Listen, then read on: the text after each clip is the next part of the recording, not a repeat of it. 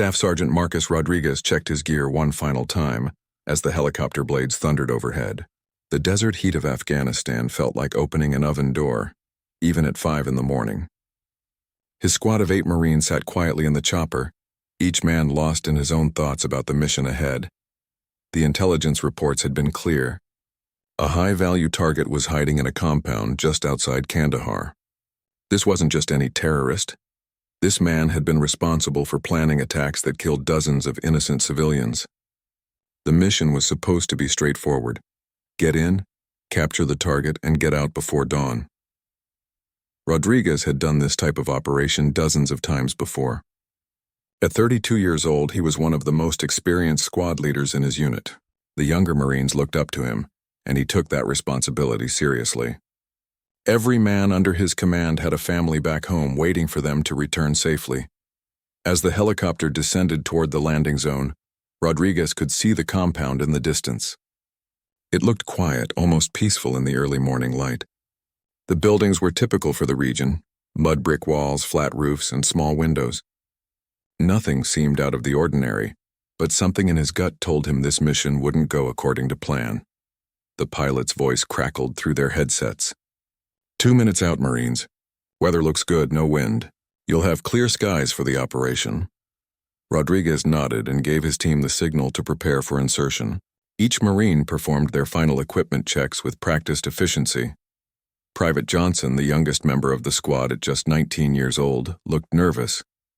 It was only his 3rd combat mission since arriving in Afghanistan 2 months earlier. Rodriguez caught his eye and gave him an encouraging nod. "Stay close to Corporal Williams," he told Johnson through their comm system. "Follow his lead and you'll be fine." The helicopter touched down in a cloud of dust and sand. Within seconds, all 8 Marines had exited the aircraft and formed a defensive perimeter around the landing zone.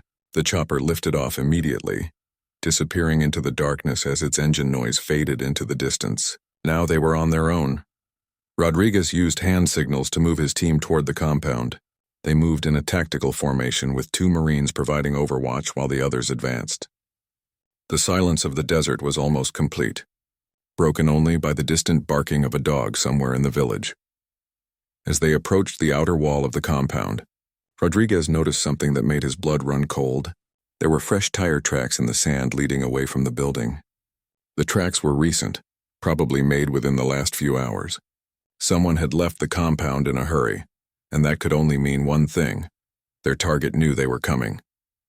Despite this concerning development, Rodriguez knew they had to continue with the mission. Too much planning and too many resources had gone into this operation to turn back now. He signaled for his team to breach the compound's main gate. Corporal Williams, their explosives expert, placed a small charge on the lock mechanism. The explosion was muffled but effective. The gate swung open with a metallic groan that seemed impossibly loud in the stillness of the morning. Rodriguez was the first through the entrance, his rifle raised and ready. The compound's courtyard was empty except for a few chickens pecking at the ground near a water well. Something was definitely wrong.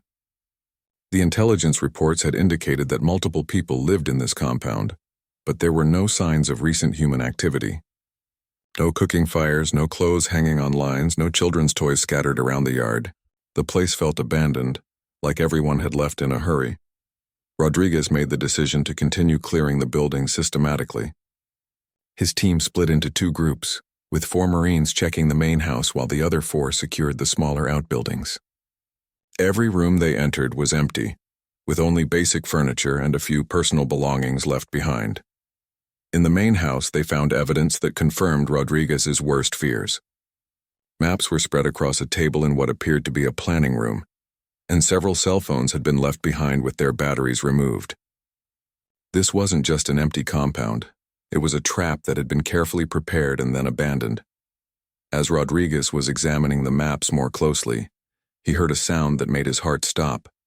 It was the distant rumble of vehicles approaching the compound at high speed. Multiple vehicles moving fast and getting closer by the second.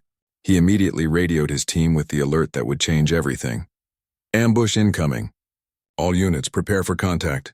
The Marines quickly took defensive positions throughout the compound, but Rodriguez knew they were in serious trouble. They were outnumbered, surrounded, and caught in an enemy stronghold with no immediate backup available. The helicopter that had dropped them off wouldn't return for extraction until their mission was complete. And they had no way to call for emergency evacuation. The sound of the approaching vehicles grew louder, and Rodriguez could now hear voices shouting in the distance. The enemy fighters were coordinating their attack, and from the sound of it, there were a lot of them. His 8-man squad was about to face overwhelming odds in a fight for their lives. Rodriguez looked around at his Marines, each one ready to fight despite the impossible situation. These were good men, brave men, and he was determined to get every one of them home alive.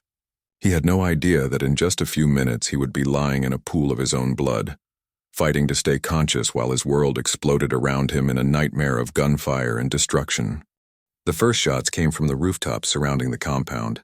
Muzzle flashes lit up the pre-dawn darkness like deadly fireworks, as bullets began ripping through the air around Rodriguez and his Marines. The sound was deafening, a constant crackling of automatic weapons fire mixed with the sharp crack of sniper rifles. Rodriguez dove behind a concrete water trough just as a line of bullets chewed up the ground where he had been standing. Chunks of concrete exploded around him, sending sharp fragments cutting through his uniform. "Contact!" Multiple shooters on the rooftops. He shouted into his radio, trying to coordinate his team's response while bullets whistled overhead. Corporal Williams was pinned down behind a low wall near the main building, returning fire with his M4 rifle. "I count at least 15 shooters, Sergeant," he called out between bursts of gunfire. "They've got us surrounded on 3 sides. Private Johnson was crouched next to Williams, his hands shaking as he tried to reload his weapon. This was nothing like the training exercises back in California. The enemy fighters had planned this ambush perfectly. They held the high ground on the surrounding buildings and had superior numbers. Worse yet, they seemed to know exactly where the Marines had taken cover, suggesting they had been watching the compound for some time. Every time one of Rodriguez's men tried to move to a better position, a burst of accurate gunfire would force them back down. Rodriguez tried to raise their command center on the radio, but all he got was static. The enemy was jamming their communications, cutting them off from any hope of calling for immediate backup. The extraction helicopter wasn't scheduled to return for another 2 hours, and at this rate, none of them would survive that long. A rocket-propelled grenade streaked across the courtyard and exploded against the main building's wall, sending a shower of debris raining down on the Marines below. The blast was so close that Rodriguez felt the heat wash over him, and his ears were ringing from the concussion. Through the smoke and dust, he could see that part of the building's wall had collapsed, trapping 2 of his Marines inside. "Williams, Johnson, get to that building and help extract our guys," Rodriguez ordered, but even as he spoke, he knew it was almost impossible. The courtyard between their positions was completely exposed to enemy fire from multiple directions. Anyone who tried to cross that open ground would be cut down before they made it halfway. Despite the odds, Corporal Williams made the attempt. He sprinted from his cover toward the damaged building, zigzagging to avoid the streams of bullets tracking his movement. He almost made it. Just 10 feet from the building's entrance, a sniper's bullet caught him in the shoulder, spinning him around and sending him crashing to the ground. Rodriguez watched in horror as Williams tried to crawl the remaining distance to cover, leaving a trail of blood behind him. The young corporal was tough and determined, but he was badly wounded and completely exposed. Rodriguez knew he had to do something, even if it meant putting himself in even greater danger. Without hesitation, Rodriguez broke from his own cover and ran toward Williams. Bullets kicked up dirt all around his feet as he sprinted across the courtyard. He could hear the enemy fighters shouting to each other, trying to coordinate their fire to bring him down. A bullet tugged at his sleeve. Another one passed so close to his head that he could feel the wind from it. He reached Williams just as another RPG exploded nearby, the blast wave knocking both Marines to the ground. Rodriguez grabbed Williams under the arms and began dragging him toward the nearest building, but they were still 20 feet from safety. The enemy fire was getting more accurate, and Rodriguez could feel bullets striking the ground just inches from their bodies. That's when the second explosion changed everything. An enemy fighter had crept close enough to the compound to throw a grenade over the wall. The device landed just a few feet from Rodriguez and Williams, and there was no time to get away. Rodriguez threw himself on top of Williams, trying to shield the wounded Marine with his own body. The explosion was like being hit by a truck. Rodriguez felt himself lifted off the ground and thrown through the air, his world suddenly filled with nothing but pain, noise, and confusion. When he hit the ground, he couldn't feel his legs. Blood was running into his eyes, and he could taste copper in his mouth. His rifle was gone, lost somewhere in the blast. Through the ringing in his ears, Rodriguez could hear Williams moaning beneath him. The corporal was still alive, but barely conscious. Rodriguez tried to move, tried to get them both to safety, but his body wouldn't respond the way it should. Something was seriously wrong with his spine. He could feel a burning sensation spreading through his back and legs. The enemy fire was getting closer now. Rodriguez could hear voices approaching the compound's entrance, speaking in urgent tones. The fighters were preparing to storm the building and finish off any surviving Marines. With his team scattered and wounded and his own body failing him, Rodriguez realized they were facing complete annihilation. But even as darkness began to close in around the edges of his vision, Rodriguez refused to give up. He reached for his sidearm with hands that barely functioned, determined to keep fighting until his last breath. His Marines were counting on him, and he wouldn't let them down, no matter what it cost him. The voices were getting closer, and Rodriguez could see shadows moving near the compound's entrance. In just a few minutes, the enemy would be inside the courtyard, and the real nightmare would begin. Rodriguez whispered a prayer and prepared for what might be his final battle, unaware that somewhere far away, a team of elite warriors was already racing to their rescue. Rodriguez lay motionless in the courtyard, his body screaming in agony while enemy voices grew louder outside the compound walls. Blood pooled beneath him, mixing with the desert sand to form a dark, sticky paste. Every breath was a struggle, and he could feel his strength ebbing away with each passing second. But his mind remained sharp, focused on one critical fact. His Marines were still alive, and they needed him to keep fighting. Through sheer force of will, Rodriguez managed to prop himself up against a piece of concrete debris. His pistol felt impossibly heavy in his trembling hands, but he managed to chamber around and point it toward the compound entrance. Corporal Williams lay unconscious beside him, breathing but badly wounded. From his position, Rodriguez could see Private Johnson huddled behind the collapsed wall, terror written across his young face. The first enemy fighter appeared in the compound's entrance, moving cautiously with his rifle raised. Rodriguez steadied his aim as best he could and squeezed the trigger. The shot echoed across the courtyard, and the fighter stumbled backward, clutching his chest. The other enemies immediately began shouting and firing blindly into the compound, but they were now hesitant to advance into the open courtyard. "Johnson!" Rodriguez called out, his voice hoarse and strained. "Can you reach the radio?" The young Marine looked around desperately and spotted the communications equipment lying near the collapsed building. It had been damaged in the explosion, but the antenna was still intact. There might be a chance to get a signal through. Johnson waited for a brief lull in the enemy fire, then sprinted toward the radio. Bullets whined past his head as he dove behind cover and frantically began working with the damaged equipment. His hands were shaking so badly he could barely operate the controls, but he managed to get power to the device. "Mayday, Mayday. This is Echo Squad," Johnson whispered into the microphone, praying that someone would hear them. "We are under heavy attack and have multiple casualties. Request immediate assistance at grid coordinates." He rattled off their location while enemy fighters continued to probe the compound's defenses. Meanwhile, Rodriguez was fighting to stay conscious.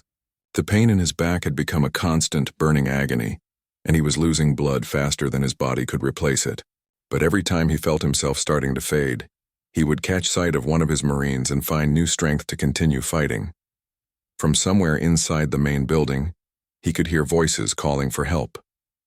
At least 2 of his Marines were trapped in the collapsed section, possibly injured and definitely unable to defend themselves.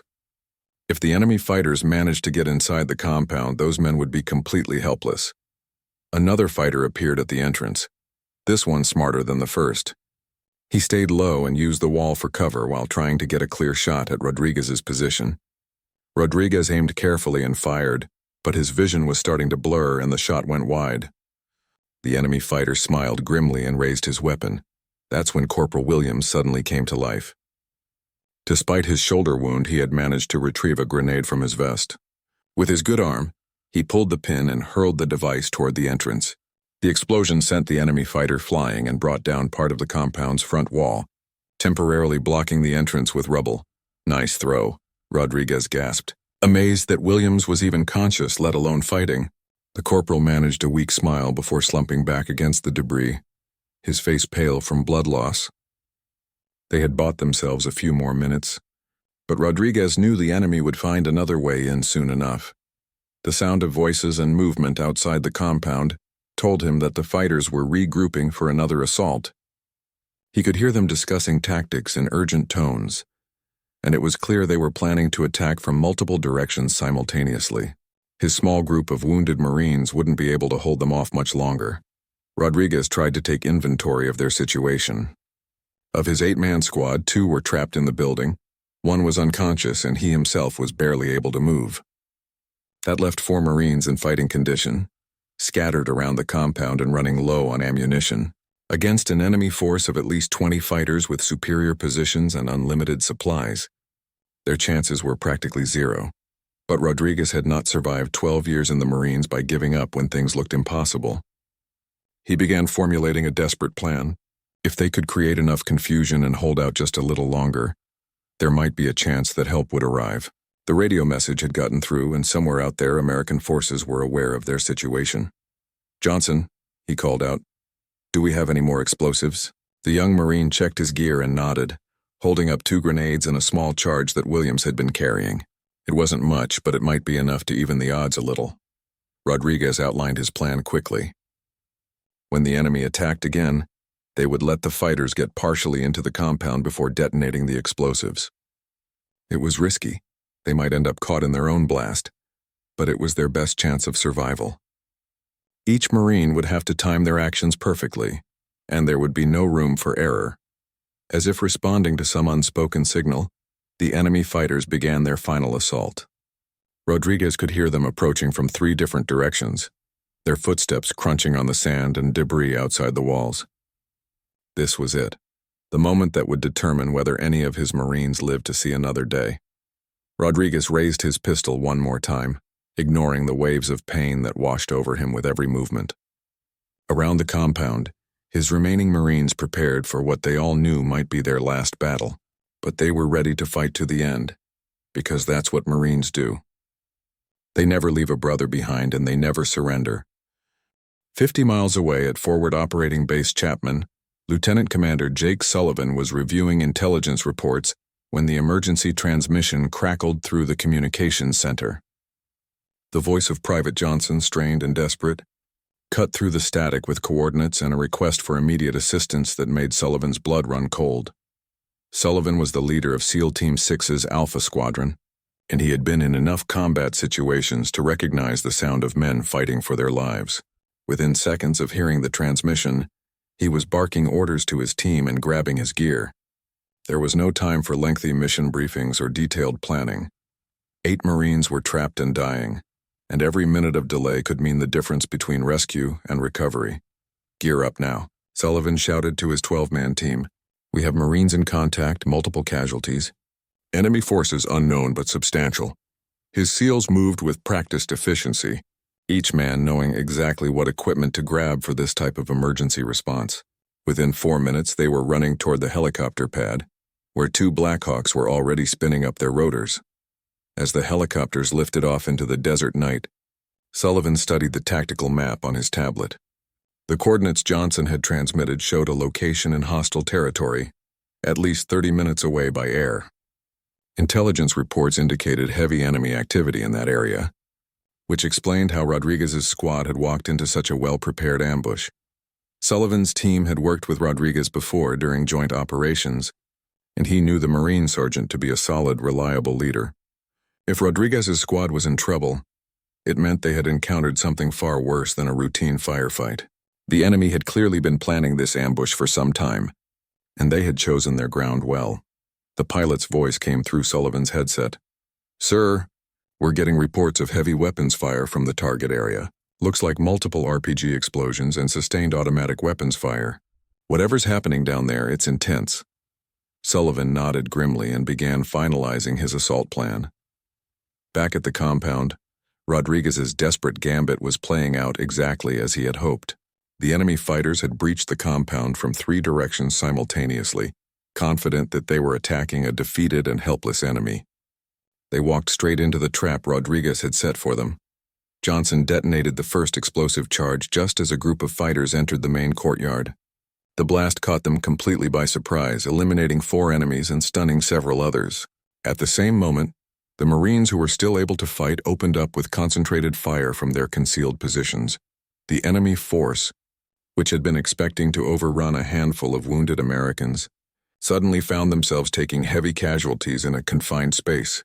Their numerical advantage meant nothing when they were bunched together and exposed in the courtyard. For a few precious minutes, Rodriguez's plan worked perfectly, but the enemy fighters were experienced combat veterans themselves, and they quickly adapted to the changed situation. Instead of retreating, they began coordinating suppressive fire while moving to better positions inside the compound. The brief advantage Rodriguez had gained was rapidly slipping away. Rodriguez himself was fading fast. The blood loss from his injuries was becoming critical, and he was struggling to stay conscious. His vision kept going dark around the edges, and his hands were shaking so badly he could barely hold his weapon. But he could hear his Marines still fighting around him, and that knowledge kept him going. That's when the distinctive sound of approaching helicopters cut through the noise of the firefight. The deep rhythmic thump of Black Hawk rotors was the most beautiful sound Rodriguez had ever heard. Help was finally coming, but he wondered if it would arrive in time to make a difference. Sullivan's team rappelled from their helicopters while the aircraft were still 50 feet above the ground, fast roping directly into the chaos of the ongoing battle. The SEALs hit the ground outside the compound and immediately began engaging enemy fighters with devastating effectiveness. The difference was immediate and dramatic. Sullivan's men were fresh, well-equipped, and specialized in exactly this type of close-quarters combat. They moved through the area surrounding the compound like ghosts, eliminating enemy positions with precision and speed that left the surviving fighters stunned and demoralized. "This is SEAL Team 6. Sullivan's voice came through Johnson's damaged radio. "We are on site and engaging hostile forces. Identify your positions and casualties." Johnson could barely believe what he was hearing. The elite warriors he had only heard about in stories were actually here, fighting to save them. "We have multiple wounded, including our squad leader," Johnson responded, trying to keep his voice steady. "Sergeant Rodriguez is critically injured but still fighting. 2 Marines trapped in collapsed building. Unknown status." Sullivan acknowledged the information and began coordinating his team's assault on the remaining enemy positions. The enemy fighters, caught between Rodriguez's surviving Marines inside the compound and Sullivan's SEALs attacking from outside, found themselves in an impossible situation. Some tried to flee, only to be cut down by the precisely coordinated fire from both American forces. Others attempted to make a final stand, but they were outmatched and overwhelmed. Within 15 minutes of the SEALs' arrival, the firefight was over. The enemy force that had seemed so overwhelming just a short time earlier had been completely eliminated or scattered. But for Rodriguez, lying in his own blood in the compound courtyard, the victory felt hollow. He had kept his Marines alive, but at a terrible cost to himself. Sullivan approached Rodriguez's position carefully, his trained medic's eye immediately assessing the severity of the Marine's injuries. What he saw made his jaw clench with anger and admiration. This man had continued fighting long after most people would have given up, holding his position and protecting his team despite wounds that should have killed him. "Hang in there, Sergeant," Sullivan said, kneeling beside Rodriguez and beginning emergency medical treatment. "You did good. Your Marines are alive because of what you did here today." Rodriguez tried to respond, but darkness was finally claiming him as the adrenaline that had kept him conscious began to fade. Sullivan's hands moved with practiced precision as he worked to stabilize Rodriguez's failing body. The Marine sergeant had lost an enormous amount of blood, and his pulse was weak and irregular. Shrapnel from the grenade explosion had torn through his back and legs, and Sullivan could see that at least one major artery had been damaged. Without immediate medical intervention, Rodriguez would be dead within minutes. "Medic, get over here now," Sullivan shouted to his team's corpsman, who was already running toward them with a field medical kit. Hospital Corpsman First Class Maria Santos had saved dozens of lives during her deployments with SEAL teams, and she took one look at Rodriguez's condition before going into emergency trauma mode. "We need to get him out of here immediately," Santos said, working to insert an IV line into Rodriguez's arm, while Sullivan applied pressure to the worst of his wounds. "He's lost too much blood, and I can see signs of internal bleeding. This man needs a surgical team, not a field medic." Her voice was calm and professional, but Sullivan could hear the urgency underneath. While Santos worked on Rodriguez, other members of Sullivan's team were searching for the trapped Marines in the collapsed building. The structure had been damaged by multiple explosions, and large sections of the roof had caved in, creating a dangerous maze of concrete and twisted metal. Getting to the trapped men would require careful excavation to avoid causing further collapse. "I can hear voices in there," called out Petty Officer Second Class Tom Mitchell, who was using sensitive listening equipment to locate survivors in the rubble. "Sounds like two men, both conscious and talking. They're trapped under a large section of roof, but there seems to be an air pocket keeping them alive." Sullivan made a quick tactical decision. Half of his team would work on extracting the trapped Marines, while the other half prepared Rodriguez for immediate evacuation. The Blackhawks were already inbound for emergency medical transport. But Rodriguez's condition was deteriorating so rapidly that every second counted. Corporal Williams, despite his own shoulder wound, insisted on helping with the rescue efforts. "Those are my Marines in there," he told Sullivan through gritted teeth. "I'm not leaving until we get them." "Out." Sullivan could see the determination in the young corporal's eyes and knew better than to argue with that kind of loyalty. The work of clearing the rubble was painstakingly slow and dangerous. Every piece of concrete they moved could potentially shift the weight above and crush the trapped Marines below. But Sullivan's team had trained for exactly these situations, and they worked with the methodical precision of experts who understood that one wrong move could be fatal. As they worked, Santos continued her desperate efforts to keep Rodriguez alive. She had managed to get 2 IV lines established and was pushing fluids and medications to maintain his blood pressure, but his vital signs were becoming increasingly unstable. "Commander, we need to move him now," she told Sullivan. "I can't do any more for him here." Sullivan looked up at the sound of approaching helicopters. The Blackhawks were coming in for landing, their rotor wash kicking up clouds of dust and debris that made visibility almost zero. But they had brought more than just transportation. A complete trauma team from the military hospital at Bagram Air Base was on board, ready to begin advanced medical treatment before they even reached the hospital. "Get him on that bird right now," Sullivan ordered, helping Santos load Rodriguez onto a stretcher. As they carried him toward the helicopter, Rodriguez briefly regained consciousness, his eyes focusing on Sullivan's face with obvious effort.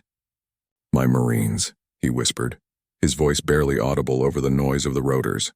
They're alive, Sergeant," Sullivan assured him, running alongside the stretcher as they approached the aircraft. "All of them. You did your job and you did it well. Now let us do ours." Rodriguez tried to say something else, but the effort was too much, and he slipped back into unconsciousness as the medical team took over his care. The helicopter lifted off immediately, racing through the desert night toward the trauma center at Bagram. On board, the surgical team worked frantically to keep Rodriguez alive during the flight. They had blood products, advanced medications, and portable surgical equipment, but Rodriguez's injuries were so severe that their efforts were only buying time.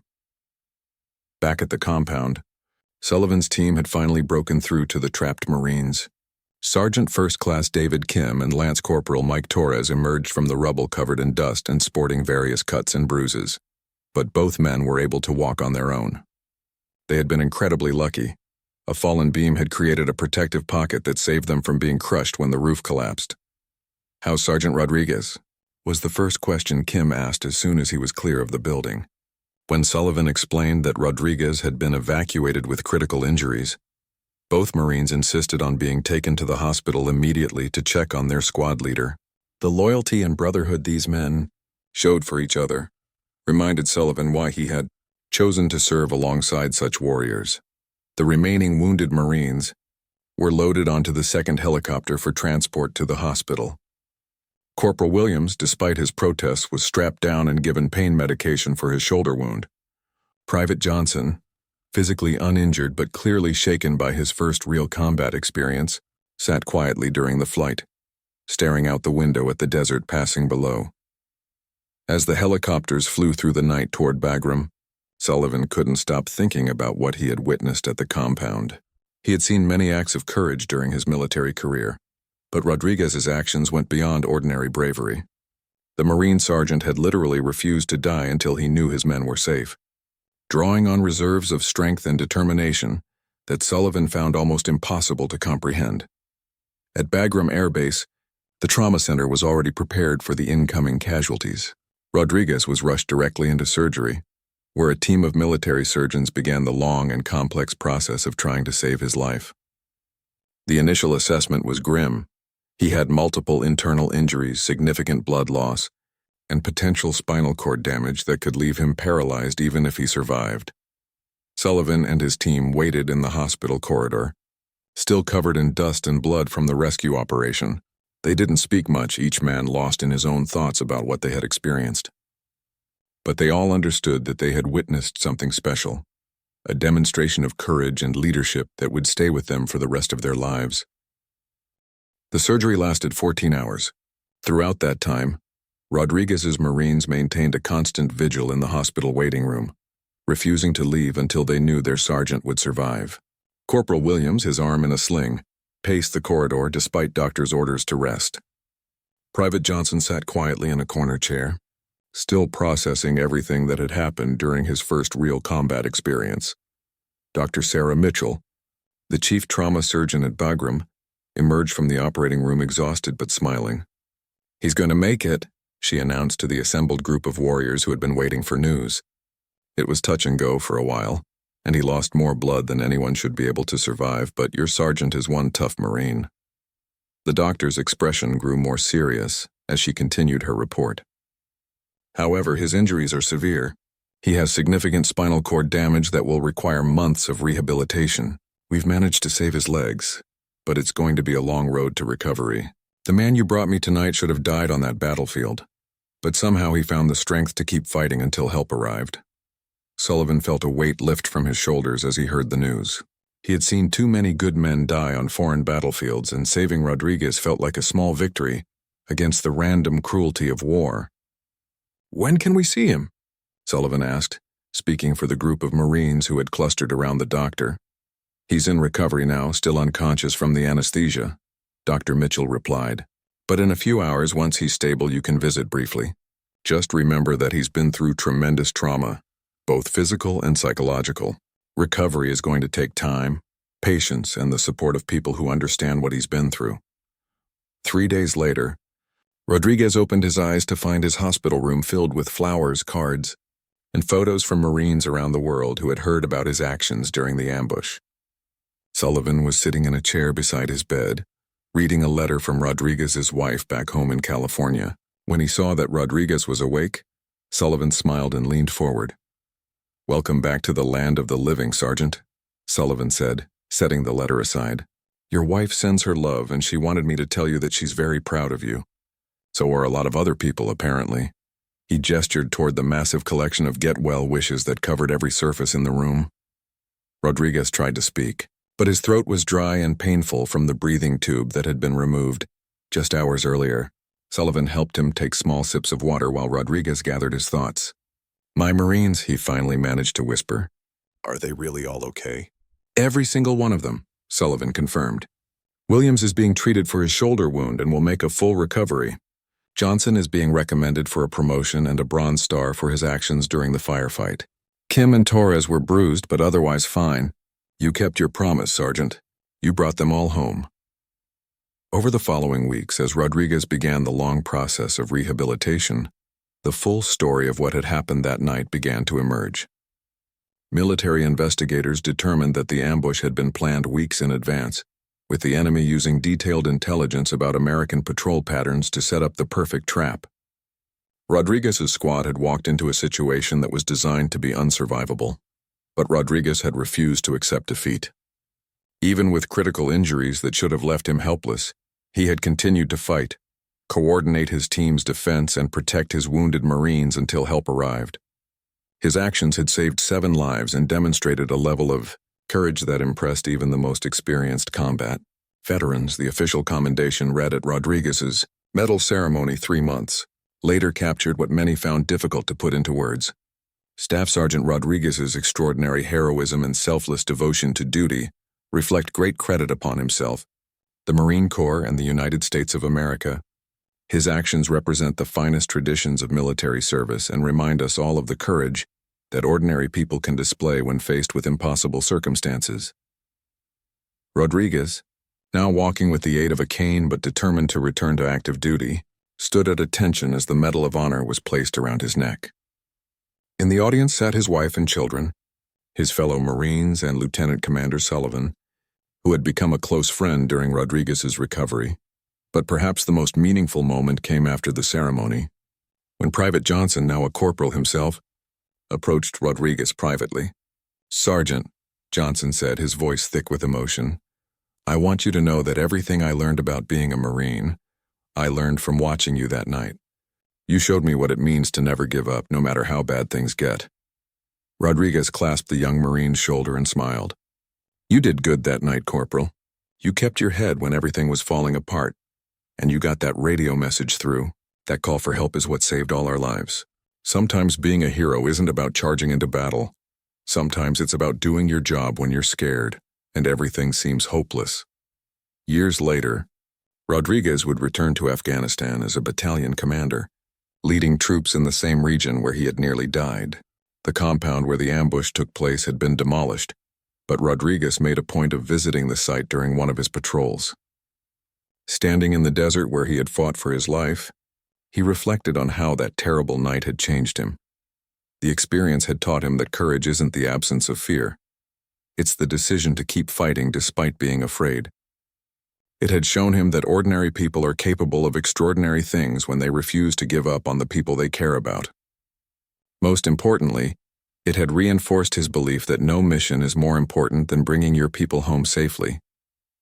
Rodriguez's story became legend in military circles, but he always insisted that he was just doing his job. "Any Marine would have done the same thing," he would say when people called him a hero.